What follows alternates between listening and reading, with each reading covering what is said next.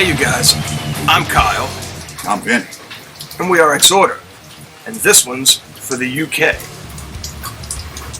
EXHORDER were formed 34 years ago. What was the New Orleans metal scene like back then? It was very different from what we were doing, that's for sure. It was mostly glam metal and hair metal at the time, and I think we were at a point where we had pretty much outgrown that, and even traditional metal, like that isn't glam or hair metal, like Iron Maiden, Judas Priest, which obviously we loved then and love now. At the time, I think we were just kind of gravitating more towards the hardcore influenced thrash metal and crossover stuff that bands like Slayer, Metallica, Megadeth, DRI, Corrosion Conformity, Agnostic Front. That's the kind of thing that we were connecting with the most. So the metal scene really, I don't think they knew what to do with us. And maybe we were becoming a little abrasive towards them. We're all cool now. But yeah, at the time, we just didn't really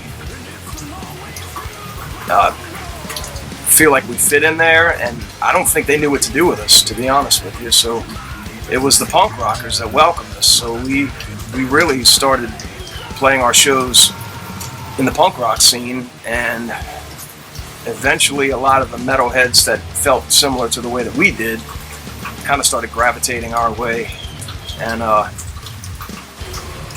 over time, I think it became more normal that it's okay to like different things, but back then it was a little more separated, not so cut and dry.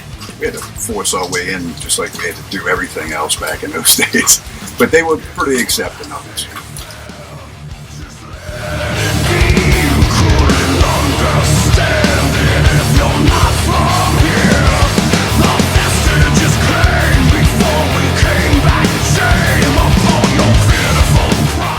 So, do we still keep in contact with any of our contemporaries from then? I Hate God, Soylent Green, Crowbar. Yeah, absolutely. We see them in social situations. New Orleans is a metropolitan area, but it's a smaller metropolitan area, so everybody knows each other for the most part, or is related to each other, or knows somebody who knows somebody who's related to, and we might go out for a happy hour somewhere and see these people, and we might bump into them at the grocery store.